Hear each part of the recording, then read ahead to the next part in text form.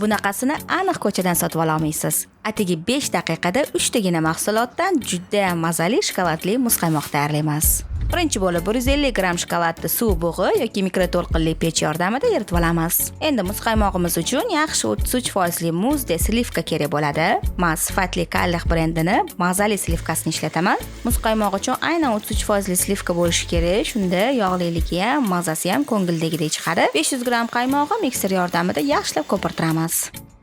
Endi bunga quyultirilgan sut qo'shishimiz kerak bo'ladi. Buning uchun men juda ham mazali va sifatli zaychik quyultirilgan sutni ishlataman.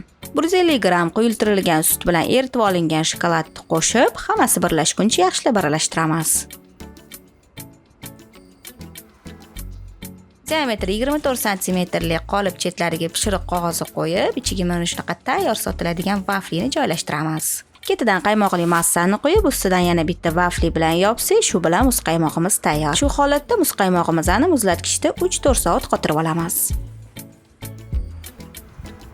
Muzqaymoq butunlay qotib oldi. Endi buni xuddi tortdek bo'laklarga kesib, maza qilib yeyishimiz mumkin. Desert yanada mazali bo'lishini xohlasanglar, ustiga shokolad va yong'oqlar bilan bezatinglar.